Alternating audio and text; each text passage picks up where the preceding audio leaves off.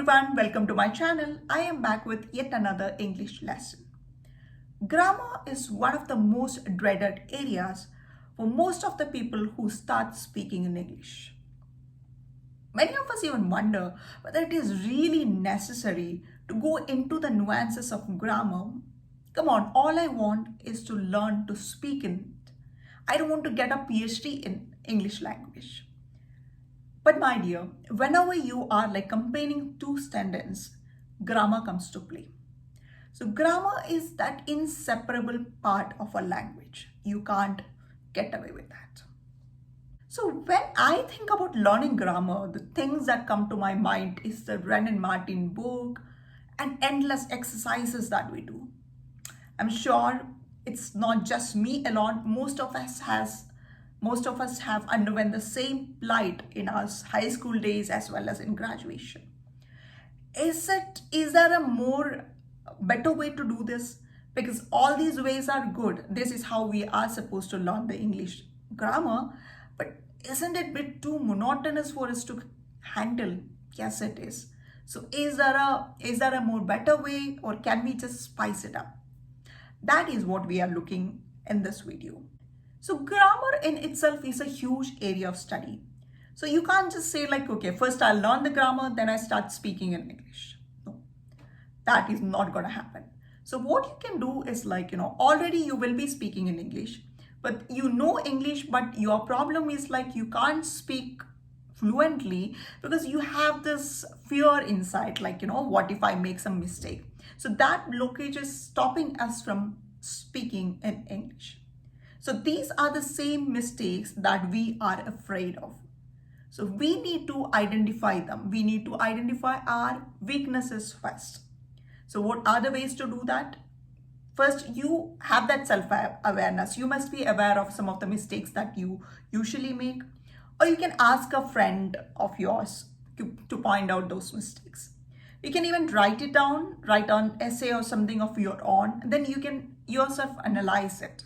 What are the mistakes that you have over there? Or you can ask your friend to check it. That way also you can identify your mistakes.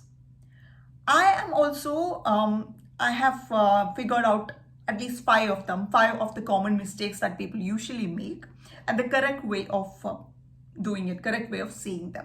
So I have also list a few of them. If you think you are making these mistakes, then you can jot them down. You can jot down the correct way of doing that, correct way of saying that.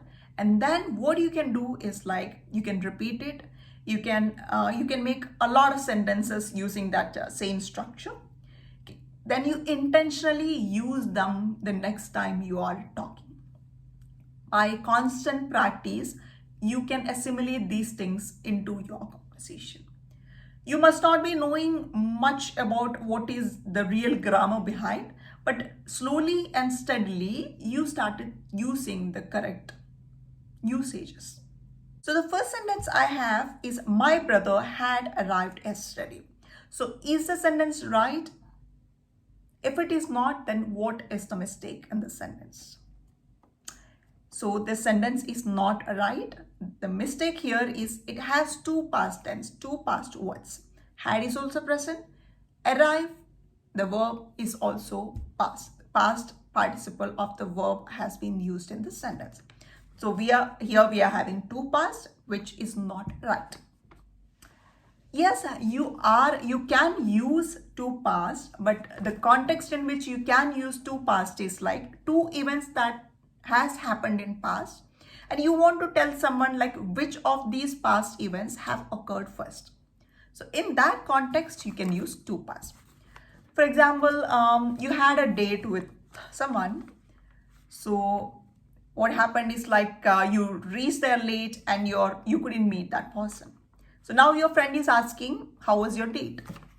Now you can tell your friend she has already left before I reached the place. So 2 things happened here. The girl has left and I reached there. So which of the sentences, which of the events that happened first? What happened first is she already left. So that we will use double past there. Okay. The next sentence that I have today is he read a book.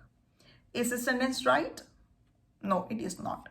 It should be he reads a book. He reads a book. Why? With he or she, we use yes to the verb. That is, he reads a book. She reads a book. Why? With I, you, or we use the verb, the basic form of the verb. So if it is they, we can say they read a book. We read a book. Okay. So the third sentence that I have is one of my friend is an actor. One of my friend is an actor. Is the sentence right? It is not. When you use one of, you're telling like from all those friends I have, one is a doctor. So what, all of those friends are plural. So that is why we are using one of my friends is a doctor. Okay. So whenever you use one of, you always have to use the plural form. One of the books that I read. Fourth sentence that we have here is they doesn't know me. They doesn't know me. Is the sentence right? No, it's not right. They don't know me. The correct form is they don't know me. With I, we, or they, we use do. With I, we, or they, we use do. It is last sentence for the day is my sister have a car. It's a sense. So the last sentence for the day is my sister have a car. Is it right? No, it's not. The correct way of saying it, my sister has a car. With I, we, or they, we use have. He, she, or it, we say has. My sister has a car. I have a car. We have a car. They have a car. He has a car. She has a car. It has legs, you can say. So this list is not exhaustive, but you know what you're supposed to do. If you're making these mistakes, please do note it down and try practicing them often. So that is the only way to make it a part of your